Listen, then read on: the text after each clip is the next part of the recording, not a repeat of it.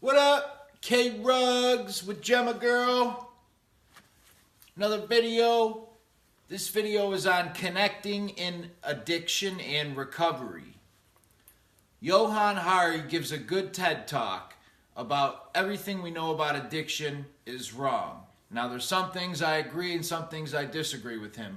But one that is phenomenal and proven, and I definitely believe, is when he says the opposite of addiction is connection.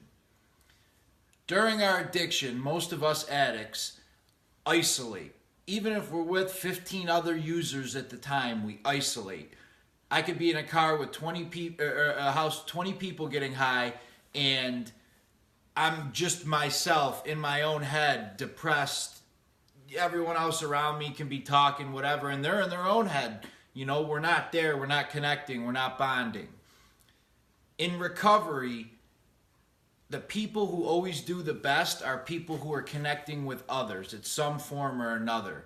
You probably notice that a lot of people in recovery get some type of job, where as a counselor, as an addiction specialist, maybe as a teacher, something along those lines, because they're connecting with other people. They're connecting with other people who might have traumas, addiction, trying to help them out. That's what the entire 12-step program is based on. NA or AA, if you think about sponsors and sponsorships, you know, what's the point of having a sponsor, a person who, you know, has went through the program, walk somebody else through the program? Well, the point is they get to connect with somebody who has some of the similar struggles they do. Uh-oh, Gemma's getting mad. What? Somebody who's had the similar struggles they do. And even, you know, connecting with that person to see where your addiction was at one point. Somebody walks through the door and they're 5 days sober, and somebody who's got 5 years can see where they were. They can remember that. They can give them advice, try to help them get through it. That's why sponsorship is so effective, and it's connecting, why it works so well. Even animals. Connecting with animals, having an animal to bond with. It's why service dogs and why dogs are used in therapy to help people out, even though my service dog here wants to leave me. But that's why it's so effective, is it's that love, that bonding that humans need. When we're in recovery, there's a lot of times when, especially early recovery, we feel so isolated. You know, this chemical we've been pumping into us to get, you know, our endorphins to feel happy, all of a sudden it's gone. And we don't know what to do to replace it.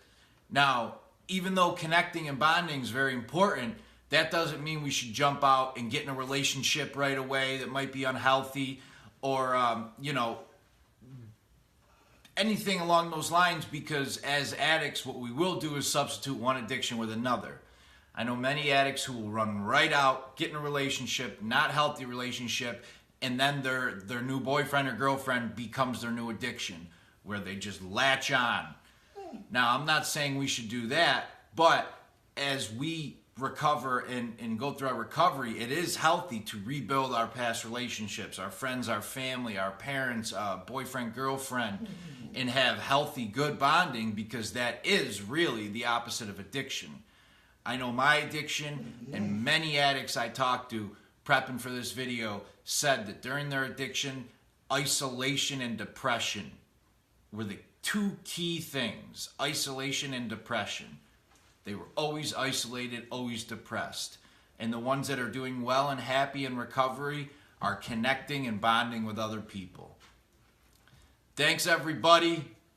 Make sure you hit that like or that subscribe so you can help me get more videos out of here and positive addiction information.